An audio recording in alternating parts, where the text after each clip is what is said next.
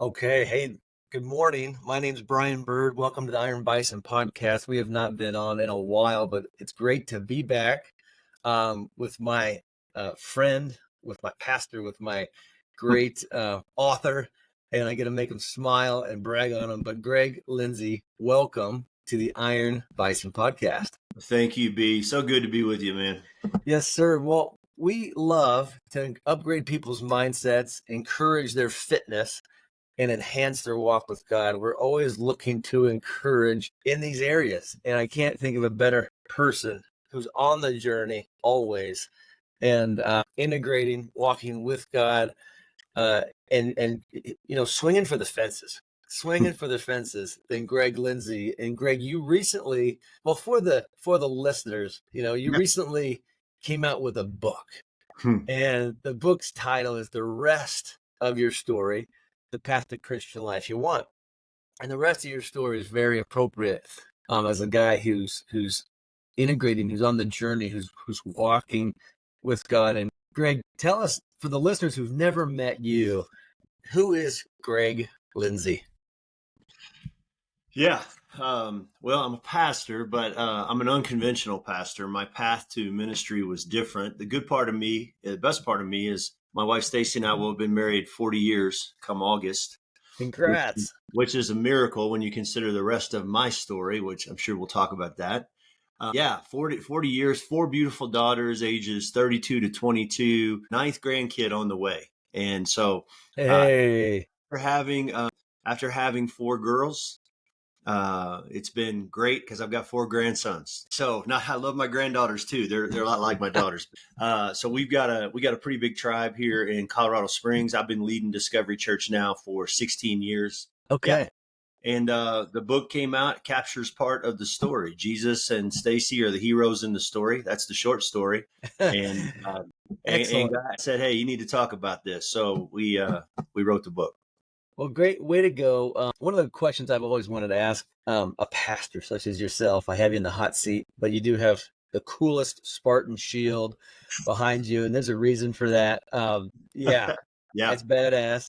But people always ask you, who is Greg Lindsey? And it's easy for us. We all do this. It's easy for us to go to vocation and what we're doing.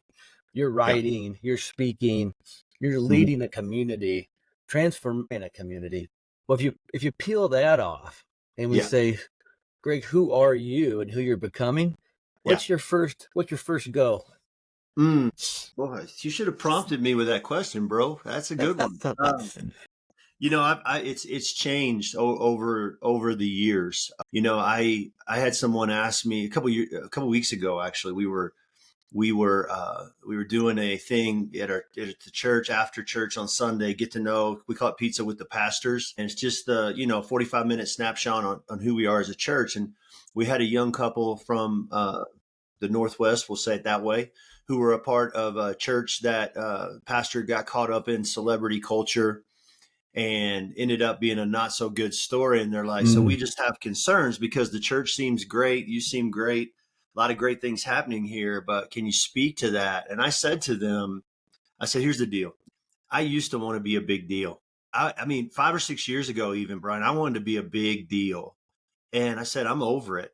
And the thought of it makes me tired. Mm. So just this whole issue, the book's a lot on identity and what God's taught me over the last 19 years since I blew up my life. But, and I know you use this language a lot. We do. We hang out with Morgan, walking in sonship and so forth. But I'm a beloved son. I'm a competitive guy. That doesn't really help me sometimes in church world because I find Yeah. myself wanting to compete with other pastors in other churches. I'm passionate, I'm intense, and that equates across the board in everything that I do: relationships, leading the church, sports. But at the end of the day, I'm an ordinary dude. I'm grateful that 1985, I spent a summer officer candidate school in the Marine Corps. Okay. Uh, I became a trial attorney and was in the courtroom as a state prosecutor and then in private practice, but as a litigator for 10 years before I ever became a pastor. I'm grateful for that because I was in the reality of someone else's mess every day as an attorney. And it really gave me a good perspective on what life's really like. I mean, I know what it's like to leave my suit jacket on the back of my chair and leave the office at night so the partners think I'm still working. I'm still there. Oh, so Uh, so I Greg, know what it's like to when, grind it out. yeah, I like to grind it out. So that's a great point. Leave the suit coat on the back of the chair so your partners think you're still getting those billable hours, is the Yeah, term that, right? because it was expected. I knew to pop in the mornings on Saturday mornings to pop into the office because the managing partner would be there getting the mail. And Yeah. so he would see me in the office. I would literally walk by his office, say, "Hey," I don't want to call him out. "Hey," and then walk down and then leave the building. But he saw me there on a Saturday. So I was in the rat race. I had to grind it out, play the game. So when I'm speaking to people that are sitting in my church, I get it. And then there's the story of me absolutely and completely blowing up my life. I know what that looks like firsthand too. Yeah. I know what church hurt looks like. I know what it's like to be written off by Christians and pastors. So you're saying, who is this guy? That's who I am. Well, thank you. I appreciate that, Greg. It is language we both use. It is language some of our friends use about, we all have this shield, we have this pose, we have Mhm. what people can see on the outside. You can see the tip of the iceberg that's poking through the water in Antarctica, but there's a lot going on underneath that water, and we're always trying to excavate. I'm trying to get down to what people can't see, because it's where the work gets done. Yep. It's where you work on things that affect the people that matter the most. Yep. And you said a word. You said it. You said, "Man, I'm just I wanted to be a big deal, but Yeah. now it just makes me tired." Yeah. When you say that, where's the tension between really working on and improving and doing excellence? Yeah, you're a guy that is excellent. You're a guy who went to law school, Yeah. Marine. You have processes and Yeah. protocols you're going to meet. And you know what it takes to go from nothing, break something down, and build something back up in a very orderly way. But there's this tension we call, and it's the word you use is I was tired of it. Hmm. Um, talk about the tension between who you're becoming and doing excellent work and being competitive and doing really good things. At the same time, there's this other tension of I'm tired of faking it. I don't want to put my coat on the back of a chair again to make it look like I'm getting more billable hours. There's a topic you talk about in your book, and I got, as an advanced reader, had the opportunity to read that book, and it's great. And I just want to touch on this, but there's this tension and there about becoming real and living from your identity of your true self. I would Yeah. say the coat on the back of the chair isn't your true self. It's a reaction, it's a response, it's something else. Talk us about the tension and that you talk about in your identity as you have been on this journey. How has it gone from a guy who's going to throw the the jacket on the chair to guys who's focused on becoming in this? I'm tired of that. I'm giving that up to to live your best life and the rest of your story. Where's that tension? How that evolve? Well, I think that where it's really the catalyst moment that started the journey, which has been 19 years. I can't wait till I can say 20 years now, which next year I'll be able to say that. It was blowing up my life as a pastor and having an affair and going into three years of hardcore counseling. And, that started to open my eyes to a lot of things, Brian. And I think really, I'm not trying to simplify it, but it comes down to, how do you really define success? What I didn't realize was, even as a pastor of a church that was doing really well, that I was still superimposing some Jesus on top of just a crap pile of brokenness in my life Mm, and story that I mm, had no context for. I mean, I knew that what I had done was a big deal, and I'm talking about pre-affair, right? The sin in my life, the mistakes I've made, wish I hadn't done that. I knew that was a big deal. I had no context for the things that had been done to me, said to me, and said about me. right. I had no context for the very things I'm writing about in the book. It's part of the reason that I think God had me write it. Is story, is the rest of my story, the part, not the mistakes you've made. We get the forgiveness thing, but we superimpose Jesus and Jesus's forgiveness on top of a crap pile, a shit ton of mess in our lives, and we don't even know we're doing it because we don't have any context. And so, I think that um, it's that report card issue, and I've been wrestling with this actually since the book came out. Who holds the report card on your life? And God has reminded me that I got to make sure that it stays firmly in His hands. The guy that created me, Yeah. he's the one that gets to determine how I'm doing, not the partner in the law firm. Right. Not even my wife. I mean, Mm. part of what, when I read Wild at Heart after I crashed, it changed me. But I'll never forget, John talking about, looking to our wives for validation, running to her like a needy little boy saying, tell me I'm going to, I'm a man. I'm Yes. strong enough to be a man, So I think that's what we naturally do Right. is we run here, we run there, titles, position, prominences, cars, houses on the golf course, fitness, money, our sexuality, substances. We just run everywhere, looking for make me okay, make me okay, make me okay. I mean, that's the backstory actually in everybody's story. Sure. Help Sure. me feel better about me. And I was Yeah. that guy. Pastor professionally, vocationally, but broken mess pastor. Mm. And people, I'm one of the rare guys, and I'm not, this is not a badge of honor. It points to the grace of God. I'm one of the rare guys that has my story. I mean, I've talked to a lot of people and a lot of pastors when they go through affair and the stuff that Stacy and I have been through. And that's why I say Stacy's the hero in the story. Most marriages don't make it. Right. Right. I mean, That's that's still clear. the common stat. But I talk to a lot of guys about that part of my journey, and that's unfortunate but true. But running, running everywhere, looking to feel better about me, that's the backstory for my story. And so when you grow up the skinny, scrawny little redheaded kid, I'd rather be dead than red on the head. And you get embarrassed by a gym teacher with can't do pull-ups and, in seventh grade, and you're late to puberty. So you're embarrassed in the locker room. I was 5'9", 114 pounds as a freshman, just a stick. Skinny. No body hair. I mean, I was that dude, and this dude next to me is already wearing a size 14 shoe and got chest hair. And I'm like, what the heck is wrong? But, yeah, that's the backstory. And Okay. the whole idea that who defines success for me, and learning and starting to understand, wait a minute, Jesus said, I came to bring you life to the full. He didn't just say forgiveness. Right.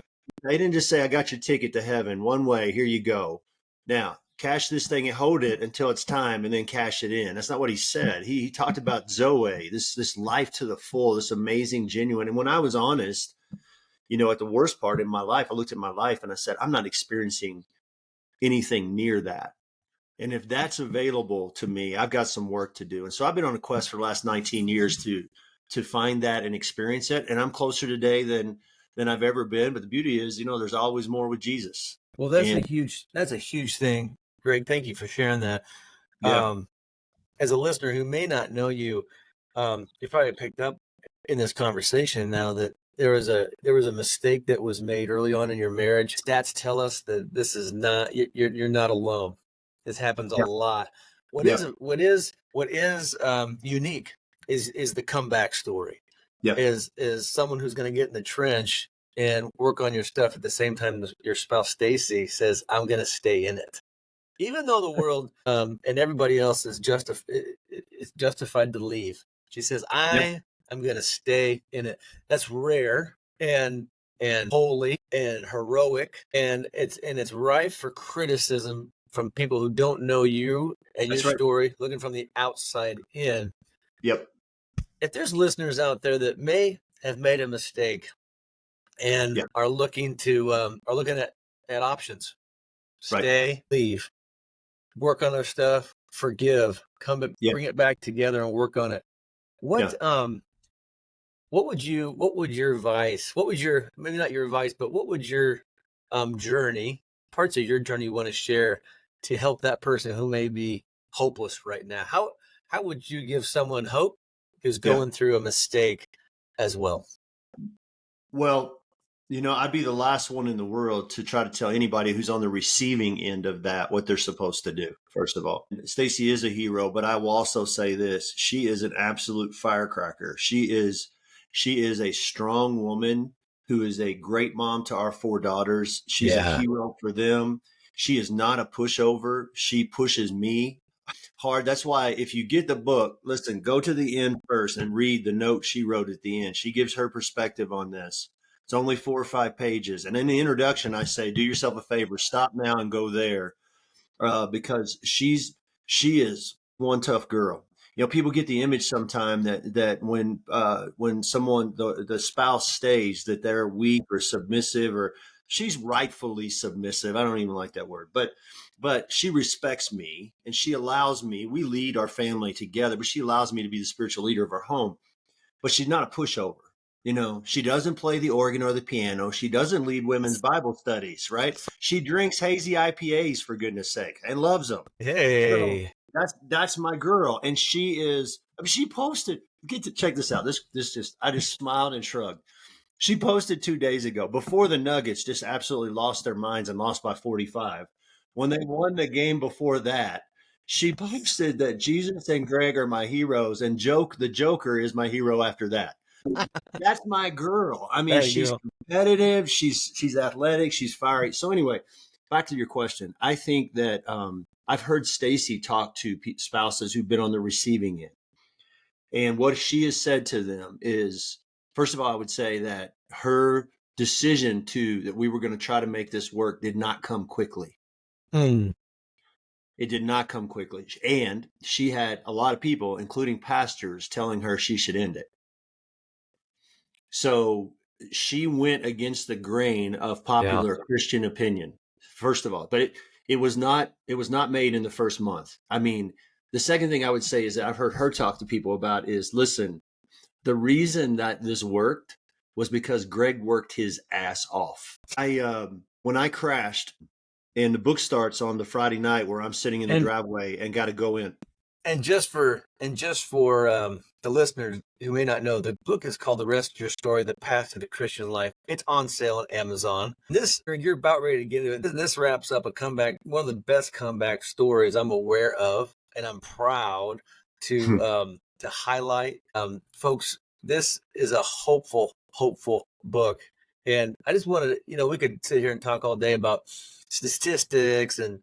infidelity and all this kind of things, or we can latch on to the hope, which is Greg and Stacy's story. So the rest of your story can be your story too. There is comebacks in this Right. world. The That's media right. wants to shove all this negative stuff down everybody. So we're here to grind up and to spark up and to hold up hope. So Greg, Yes. with that, the rest of your story on Amazon for sale Yep. today. You're out talking about it, but it's a big deal. But what's the book isn't the big deal. It's your comeback and Mhm. your story. Tell us about that. Okay, so the intro starts. I'm sitting in my driveway. I've got to go in and figure out um, how I'm going to tell Stacy what I've done. That I've just resigned as pastor of the church. I've had an affair, totally and completely destroyed our lives, and so I did that. Obviously, you can imagine what the next. I don't even can't recite specifically what the next week to 10 days look like. I remember it was hell. I do remember Stacy sat out on the deck of our house the whole night that night. I mean, all through the night. I kept trying to go out there. She would tell me to get back in the house in a nice, in a not so nice way. But anyway, which I don't blame her. But a friend came alongside of me there's like 3 days later, and invited us to the beach with he and his family to bring the girls. We went for a weekend. He said, your kids can play with our kids. You guys take the time you need. And so Stacy and I walked the beach, long walks on the beach, sat on the deck at night, the patio or the balcony overlooking the ocean, and talked for hours. I just talked about the man I wanted to be, not the man that I was. I was a mess. I didn't even know how messed up I was, but I talked about that. I think that was a catalyst moment in the story. But back to your story, I got to work. My counselor put me Yeah. to work. And honestly, when I first met with my counselor, and I loved him, he said, we're going to go back in your story as far as you can remember. And I remember thinking, I don't think I said it, but I remember thinking, dude, I need your help. My marriage is hanging by a thread. I need your help with my marriage, not with my mommy stuff. And he's like, nope, this is the path we're going to take. And he set me on a path Wow. back into my story, Yeah. and started to identify hurtful moments in my story, and then revisit those moments and the messages that came to me in those moments and the themes that got established, the agreements that I'd made, that sort of thing. I Yeah. started this journey for the very, very first time. But what I would say is, to answer your question, Brian, so it didn't come quickly. I would never recommend a quick decision. It came over time as Stacy, she saw how hard I was working for it. Nothing else mattered more than her heart and the heart of our four daughters to me. For me, how do you stay in it when you're the one and you just seem to be bumping into a wall? Because it felt that way for a while. The question has to be, if I jump through these hoops and do these things, the question is not, will this work? The question is, what kind of man do I want to be? I mean, Mm. I knew who I wanted to be for my daughters for the rest of my life. Yeah. And now I've dug myself in a hole because I've done something to their mom that they can't understand. I mean, my oldest daughter at the time was about 12. My youngest was about 2. So just perspective there. Right. But I had to sit down on the couch with my 10-year-old and my 12-year-old and tell them what I'd done to their mom. I Oh. mean, um, and the beauty of the story is God's redeemed all of it. I am my girl's hero today. We have a fantastic relationship. I have 3 sons-in-law. My youngest daughter's engaged now. I have great relationships with all their guys. Yeah. And I've had to help navigate with them as they've gotten married, this whole trust issue, and how you're going to have a propensity to not trust your guy because of what your dad did to your mom. We need to Huh. talk about that, because it's not fair for you to project that onto him. He didn't do Right. it. I did. Right. And I know in your head you're like, I love my dad. He's a good guy. How could he have done that? So if he did it, you're going to do it. But we've talked through that with all 3 of my girls that are married, and I'm sure we'll have that conversation Wow. So going with back, you. Yeah. yeah. So going back, you decided to do the work. Stacy stays with you. You're grinding this thing out. You're deciding you've made the decision. Now you jump forward to you get a counsel and you get to work on the generations and Yeah. your daughters and their husbands and grandkids, and you're working in there. But before that, a lot of people have been through something like this, a big mistake. There's this big shame that shame is a super powerful influencer that can hold people back from dreams, destinies, from their call, from their story. Yeah. Shame can blow people up forever. And one of the most successful people that I've ever met said, you conquer shame, you conquer the world. Yeah. And he was talking in the context of coming back to the identity, your true call of who you are. And I've found that true in my story and other stories, guys we run with, is you get rid of shame. There's nothing to get, because you're unstoppable. Yeah. Because Christ, Colossians 1:27, he chose to live in us. Yes. He's still there when we make mistakes. He doesn't leave. Yeah. Yeah. But we somehow can wall him off and act like he's not there and try to not read that scripture. You skip that part. And you're like, oh, I don't know. Hey, is he really there still when we make mistakes? But he is. Mm-hmm. And he doesn't leave. And there's this guy who doesn't leave in the middle of our mess. We're doing this hard work. And shame says he probably left. Don't worry about him. They try to put him away. And there's this mindset that I'm the son of the Most High God. He chose me and he chose to live in me. There's a presence of God outside, but there's a presence of God inside. Yeah. And the supernatural thing is he chose me, even in my mistakes, and he didn't leave. It's the scandalous, outlawish thing ever. And shame comes to, separate, divide, take that reality away from us a lot. How did you start to rebuild the fact that God didn't leave you and he chose you? He still paid the ransom for you. He still calls you son, and you're rebuilding. What did you do with this shame that tries to take that all away and lie and take you from your call? What'd you do with it? Well, I had to learn to separate what I did from who I was. It's huge. That is for me, that's the battleground. It's what I did. It's not who I am. Stacy would tell you to this day, Brian, if she talked to you, that one of the things that kept her hanging on was not only how hard I worked, but who she knew I was. I was a good man. I was a good man. You don't feel like a good man on the backside of these kind of things in your life. I talk about shame for 4 or 5 pages in the book. Yep. You could write a whole book on it. Kurt Thompson did, and he's an expert, and it's great. Shame's a big deal. Shame's, I think, the primary tool in the hand of the enemy in the story. Yeah. It talks about Jesus rendering shame powerless on the cross.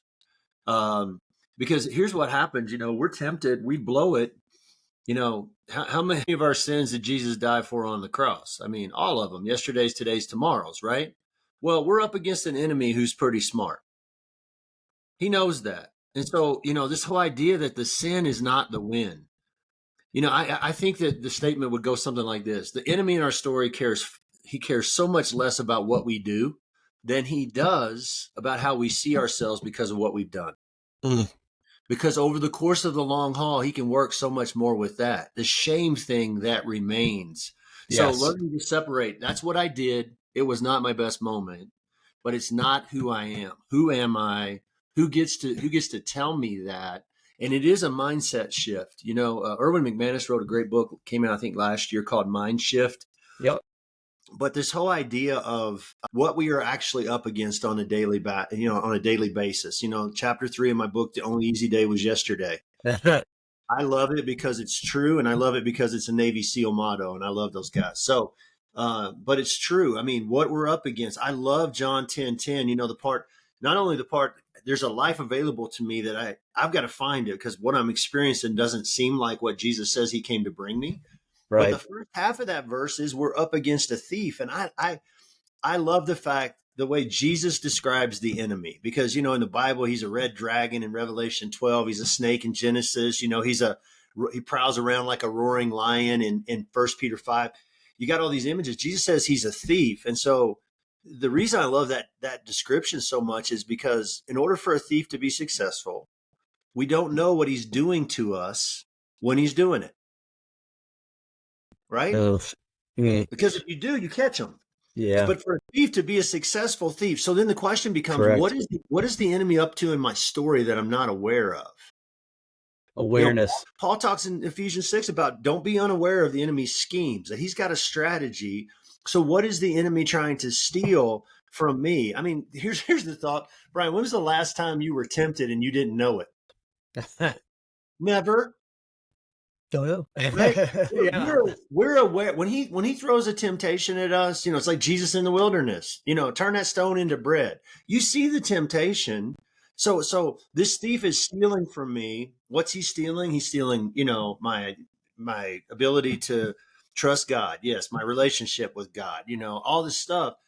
But he's really after, I think what he's really after is our ability to look in the mirror and see ourselves as God sees us. And shame. Yeah.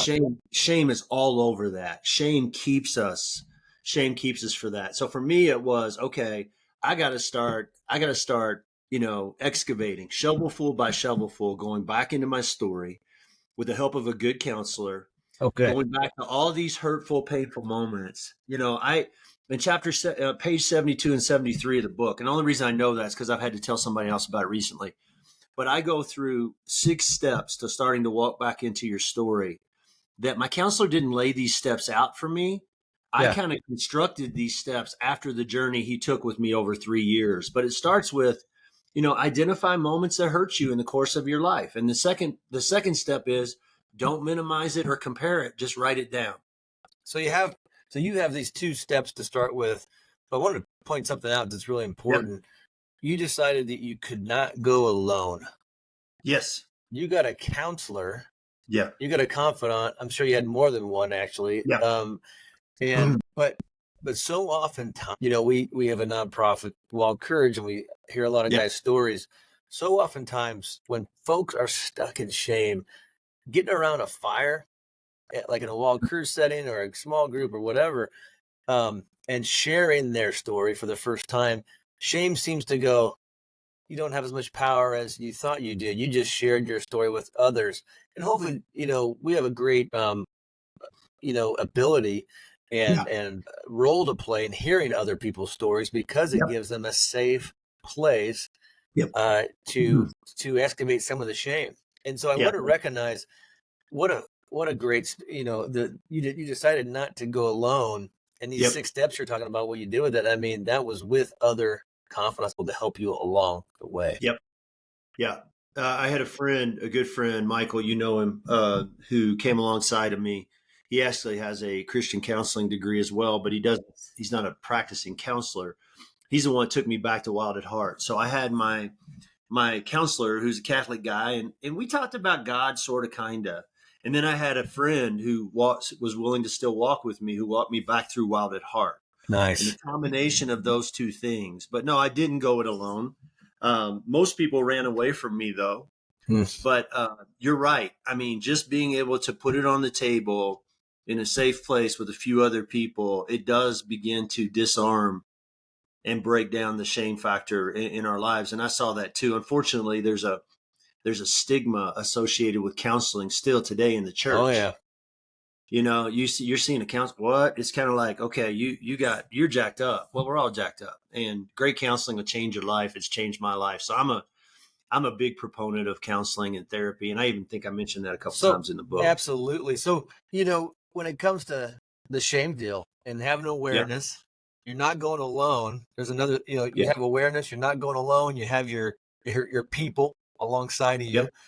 But then there's yep, this whole other slightly big topic yeah. called self-forgiveness. Mm, And anytime there's mistakes out there, I know that I've walked through, it's easy to talk about forgiveness. You can read about it, you can talk about it and say it, but to actually do it, to actually forgive yourself and change that narrative. And I'm talking about forgiving yourself first for a yeah, mistake. yeah. Um, how did you handle forgiveness with yourself, and how'd you walk through that? Well, I would say this. Let's say this, B. I mean, it's going to take time. It's going to take time, and you know, when your story is public, like mine was, which I don't recommend. I Yeah. do recommend finding a safe place you can share story with, but to blow up your marriage is one thing. To blow it up when you're leading a church of 700 Mm.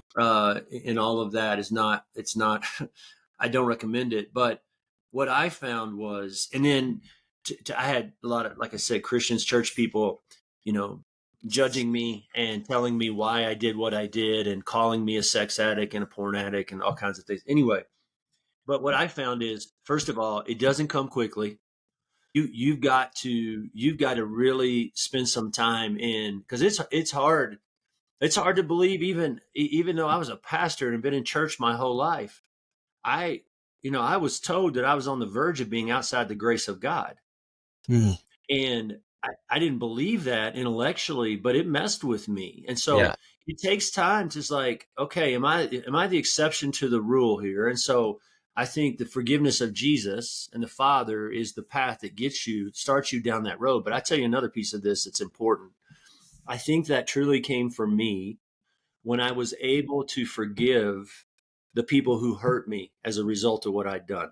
Okay. As long as I was holding on to, I'll show you, you son of a, Yep. Yep. as long as if I see you again, I'm gonna punch you right in the face. As long as I was holding on to this lack of forgiveness for them, I feel like it was a real barrier to me being able to truly forgive myself for what I've done.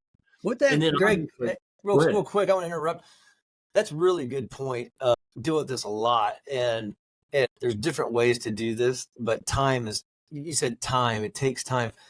But when someone accuses you, you're an author now, and guess what? Everybody and their dog can write anonymously.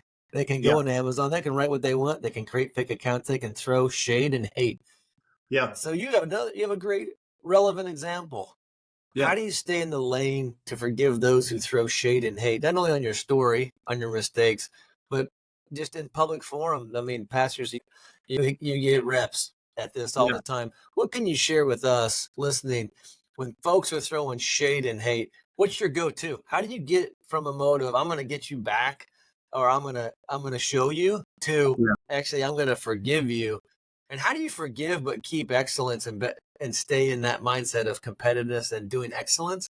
How do you not let people run over you yet still Yeah. forgive them when they're throwing shade? And this may sound trite, or I don't know. But for me, Brian, the answer is, I see people differently now as a result of what I've been through the last 19 years. And you can say what you want to about me, accuse me of being this or that. And I don't see, I just try to get to a place where I realize that regardless of where they are in life, man, they're God's child just like I am. And he loves them. His unlimited grace and unconditional love is just as much for them as for me. But the big thing is, in all that, is they're not bad people. They're broken people. See, I had so many people suggest to me the reason I did what I did was because I was a bad person. Mm. Had all these addictions and all this stuff, and none of that was true. I mean, it's what Stacy says. I knew he was a good man, but I was a severely broken man. And so rather than going to the competition thing and I'll show you, because I grew up, a chip on my shoulder was something to prove. That's, Yeah. an invalidated man with something to prove. We all are. And that's why something to prove is in the book too. It's another chapter. But, my knee jerk reaction was, okay, but we'll see. I'll show you to go to that competitive side. But I just have a tendency now over the course of walking this and realizing my own mess and my own brokenness. I just got compassion and empathy is where I go to for people more. It still hurts, Right. still pisses me off. Right. I mean, I want to fire off to them. I do. And I'd like to tell you that I just dismiss it and I just walk down the street and it never comes back again. The enemy brings it back. He'll bring it back, that person's name up again. I'm like, you know what? I ought to set the story straight. And, Yeah. so I fight all of that. I fight all that human stuff too, but just this whole idea of bad person versus broken person and trying to say, you know what, they're just a broken mess and they've obviously got hurt in their story, and just trying to separate those two things. It's really just helped me walk in that. Now, you slap me in the face, I'm going to swell up. And, I mean, Yeah. I'm not going to say, oh, do it again on this side. I mean, Jesus tells me to, but I'm not great at that. Yeah. Cause I am competitive and I want to prove you wrong. All that stuff starts to rise in me again, but then it's like, Greg, let's talk about where we've been. And it's just it's another chapter, another version of the exact same story that was your story, man. People are just broken. They're hurting. They don't know who they are. And now we live in a world where everybody can say everything about anybody at any time. And it's so I don't think I've got it mastered. I don't want to suggest that, but it's my own story. That's why understanding the rest of your story is so important. It's my own story that gives me the foundation then to process and deal with criticism and things like that come my way. That's good. That's good. I know like something you said that Stacy said and declares and probably Yeah. has prayed, and the phrase of I knew he was a good man. When I read your book early, it was this phrase probably sums up the tapestry of the book that holds it together. She declared, she said, you just said, I knew he was a good man. That hits home Mm-hmm. because when we believe that, we upgrade our mindset from heart to head, and we Yes. actually start to speak those words, Yep. and we start to align ourselves Yep. with the one who ransomed us, the one who loved us with unconditional grace and mercy. Yeah. And as you said, you sat here and talked about how you manage criticism, from all sources. I just can't help but think, as we get a hold of that I knew that good man, that true self that's in you, it's a little bit easier to have great unconditional grace and mercy for folks who may be coming at you. And that just rings home. And I'd love to know more. Like when you hear and you say, Stacy said it's like she knew I was a good man. Was that an anchor? It seems like an anchor when I read your book. Was that an anchor for you? Tell me more about that. Well, I don't know that. It was an anchor for me. I think it was an anchor for her, an anchor in the story, because I don't know that I believed it for a long while. Yeah. It took me a while to get there because I mean, without a context for story and brokenness, you do these kind of things. You're just a bad person. I mean, if you have no context to, there's more to the story here. Yeah. Then why did you do this? You're just a bad dude. You care more about yourself than you do anybody else. And you're just a piece of crap. I mean, and so this idea that I was a good man, and let me say this, this is straight up. She didn't tell me that for a long time. Okay.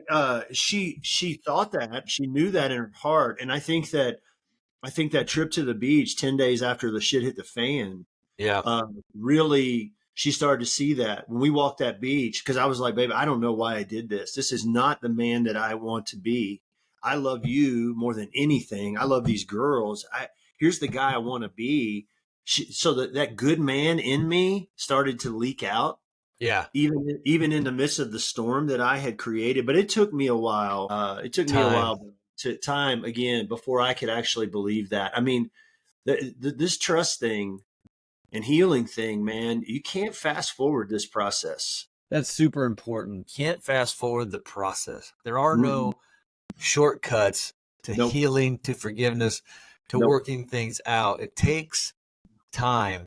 Yep. One of the things we deal with a lot, if you're into your Greg, you've really mentioned a lot. You need to figure out why you did what you did Yeah. to figure out how not to do it again. Yeah. Oh, heck yeah. Know your context, know your story. What we've seen, and what I've experienced some, is once you start doing the story work, you start to go back and understand your story of origin, where you came from, and it starts to give you awareness of your behavior and what you might do. And if you want to change, you got to know where you came from. We've noticed sometimes folks get stuck. And when I say get stuck, they know their story so well that they want to keep going over it, and they stay in it, and they Oh, become codependent. Well, yeah. um, I do this because I grew up without a dad, so this is why I do this.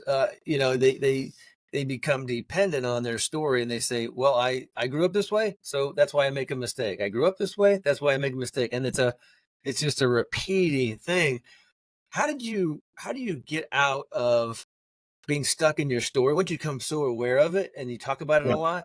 Yeah. Some folks forget that you can integrate and get out of that and actually heal, Are you still become there? You better and locked up more on me. whole.